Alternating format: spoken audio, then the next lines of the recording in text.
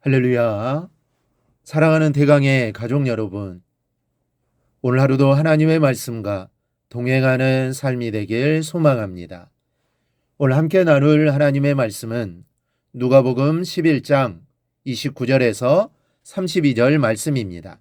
무리가 모였을 때에 예수께서 말씀하시되 이 세대는 악한 세대라 표적을 구하되 요나의 표적밖에는 보일 표적이 없나니 요나가 니느웨 사람들에게 표적이 됨과 같이 인자도 이 세대에 그러하리라.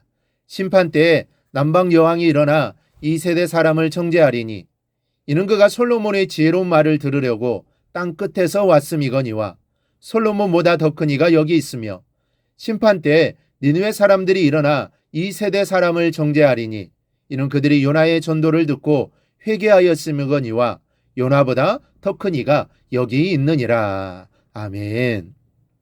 이 큰 바위 얼굴이라는 이야기를 보면 그 도시의 산 위에 있는 큰 바위 얼굴은 모든 사람들이 동경하며 기다리는 사람입니다.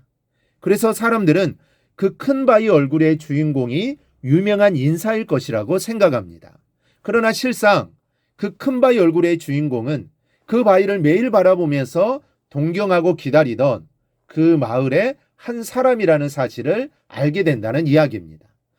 유대인들은 오랫동안 메시아를 기다려왔습니다. 그러나 메시아가 가까이 왔음에도 알지 못했습니다.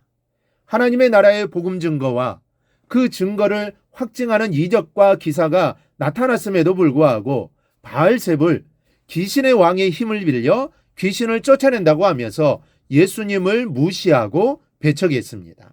이에 그 세대를 악하다고 말씀하십니다. 29절을 보면 무리가 모였을 때에 예수께서 말씀하시되 이 세대는 악한 세대라. 저들의 완악함 때문입니다.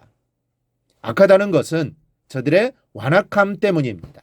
마태복음에서는 음란하다는 말이 더 추가되어 있습니다. 이는 이스라엘 백성들이 우상을 숭배하고 하나님을 떠났기 때문입니다.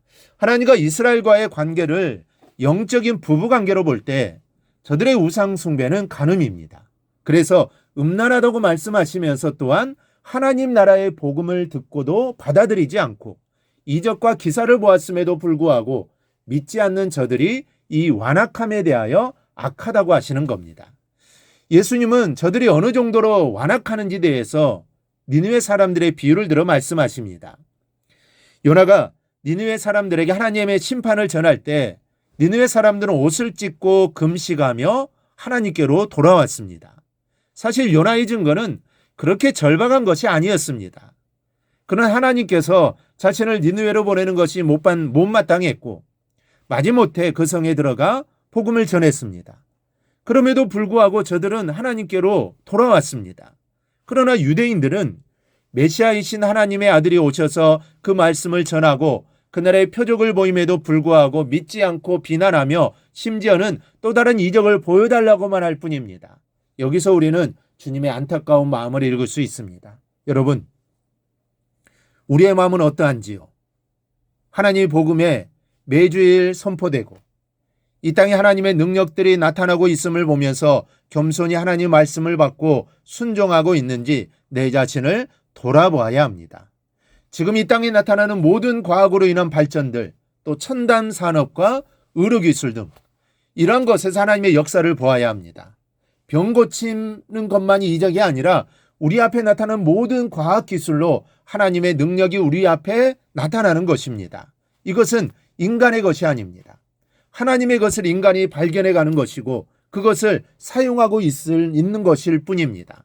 하나님께서 거두시면 이 모든 것도 순식간에 사라질 수 있습니다. 그 증거가 바로 바벨탑입니다.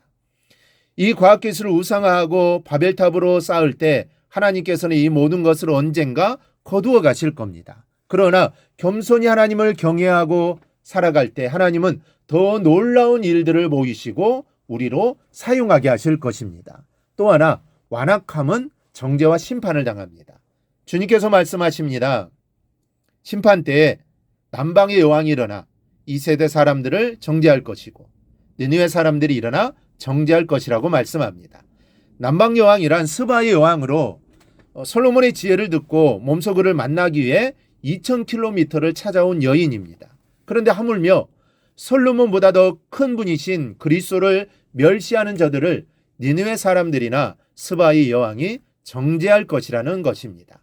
오히려 복음이 이방으로 들어가 이방 사람들이 유대인들을 정죄하게 될 것이라는 말입니다. 어리석음의 결과는 이런 것입니다. 여러분, 우리에게 선포되어지는 말씀, 하나님께서 우리에게 보여주시는 놀라운 일들을 보면서 우리는 더 겸손해야 합니다. 우리가 겸손할 때 더 놀라운 일들을 보게 되는 것입니다. 오늘 하루도 겸손히 하나님 앞에 살아가는 저와 여러분이 되기를 주님의 이름으로 축원합니다. 오늘 묵상한 말씀을 굳게 잡고 삶으로 실천하며 살아내는 대강의 모든 성도들이 되기를 축복합니다.